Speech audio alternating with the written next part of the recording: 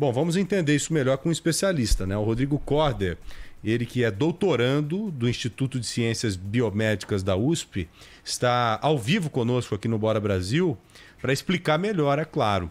Ô Rodrigo, muito boa tarde, viu? Obrigado por nos conceder essa entrevista. É um prazer falar com uma pessoa tão gabaritada como você aqui no nosso programa. Seja bem-vindo ao Bora Brasil, Rodrigo.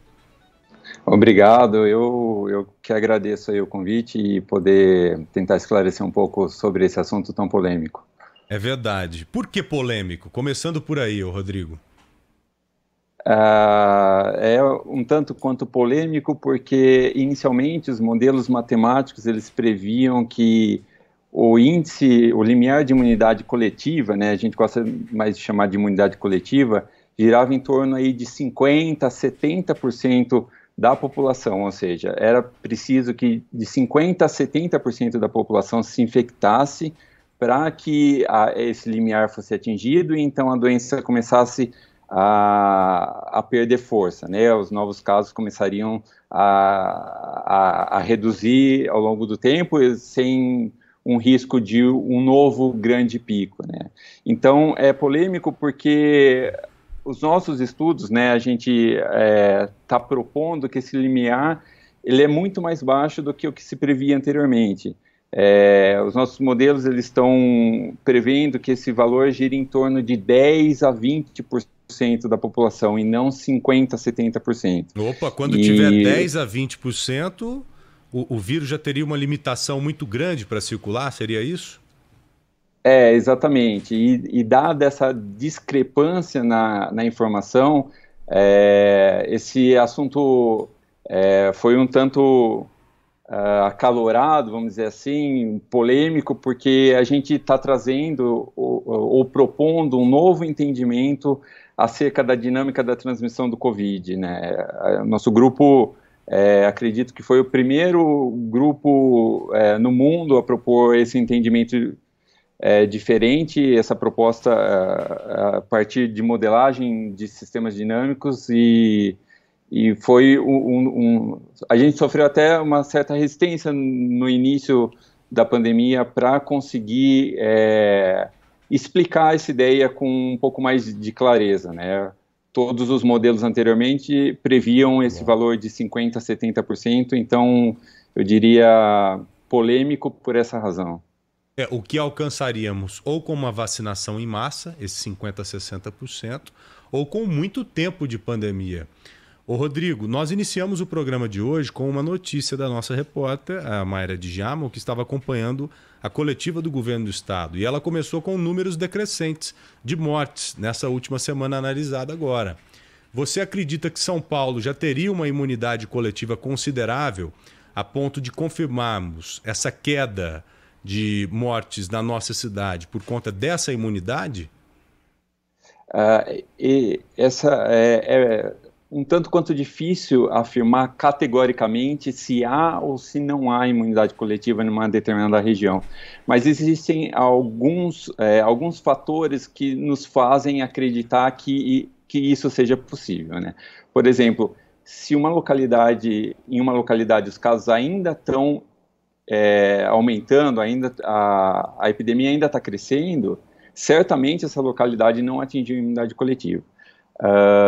Porém, se os casos já estão em queda há um determinado tempo, e mesmo após o relaxamento de algumas medidas de controle, os casos não voltam a subir, isso seria então uma evidência de que se atingiu ou a localidade está muito próxima de atingir essa imunidade coletiva. São Paulo, que agora que os casos começaram a cair, é preciso entender que existe duas dinâmicas no estado de São Paulo, né? Existe a dinâmica da capital e a dinâmica do interior.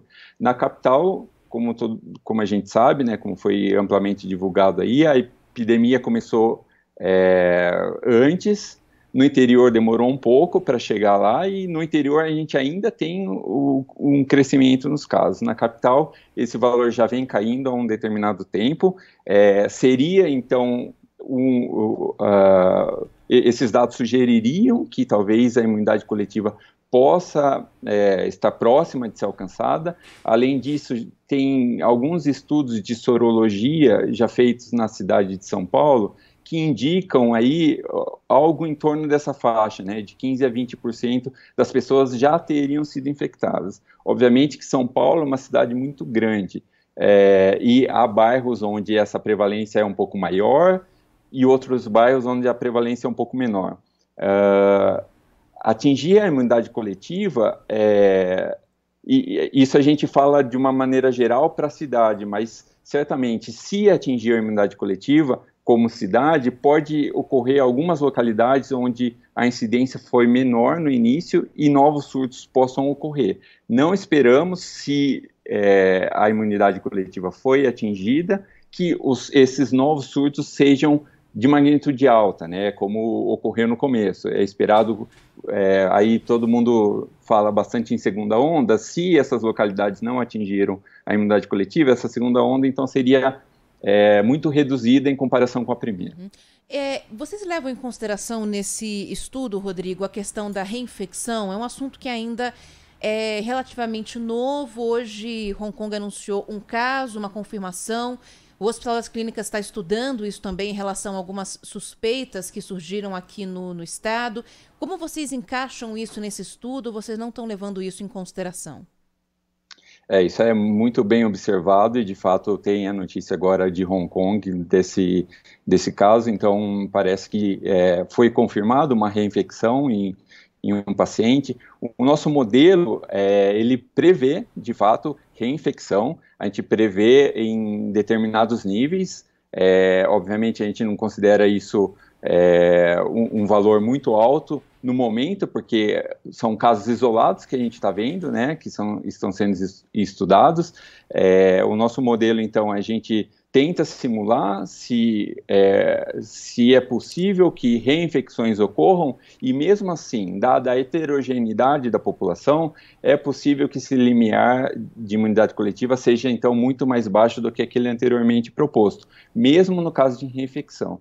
Mas é importante salientar que o coronavírus ainda é um vírus que a gente tem pouca informação, muitos estudos estão sendo feitos, é necessário mais estudos para se entender mais o que está acontecendo, e só aí a gente vai ter, a gente não seria o caso então de simular diferentes cenários, mas simular o cenário mais próximo do real.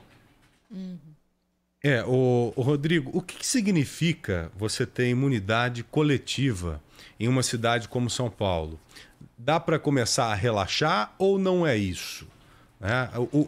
O que de segurança a imunidade em coletividade ou a imunidade coletiva nos dá? Né? Qual a segurança que temos que ter nessa imunidade coletiva? A imunidade coletiva, então, é um momento, como vocês mencionaram aí no início da reportagem, seria o momento em que o vírus, então, não tem mais potencial para se espalhar com grande força, como ele fazia no começo da epidemia, né? Ele encontra pessoas, então, que já se contaminaram, então são resistentes, a princípio, né, porque a gente não tem essa informação ao certo ainda, então a propagação é reduzida. Dado, então, que é possível que exista esse cenário de imunidade coletiva em algumas localidades, seria, então, uma informação diferente da anterior, de forma que a reabertura, né, o relaxamento das medidas sociais, então elas devem ser planejadas e devem ser planejadas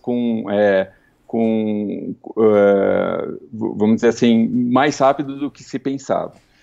Quando se atinge a imunidade coletiva, a gente, de forma alguma, pode relaxar completamente as medidas de controle. Tudo isso tem que ser feito com muita calma, com muitos estudos, sempre observando o número de casos ou o número de mortes. Se, por acaso, a partir do início do relaxamento, os casos voltarem a subir, isso é uma evidência muito forte de que a imunidade coletiva não foi atingida, e todos esses planos de relaxamento, então, deveriam ser revistos nesse momento. Talvez é o que a gente observe em Manaus, né? Em Manaus já há um determinado tempo as medidas de controle estão sendo relaxadas.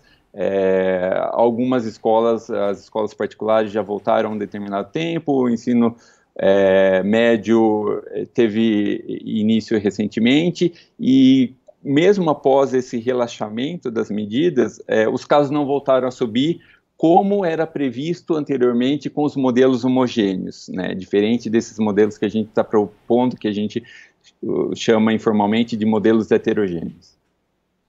O que você pensa da retomada de aula, falando nisso? Você acha que as aulas ou os alunos circulando pelas escolas e voltando para casa, indo para a casa do amigo, isso pode ser um fator complicador ou não, Rodrigo? Sem dúvida nenhuma, pode ser um fator complicador, por isso que tudo tem que ser muito bem planejado, feito com muita calma e observar, mesmo após a tomada de decisão, se a decisão foi feita corretamente, né? E é muito válido observar as localidades onde a retomada já foi feita, qual é a melhor estratégia.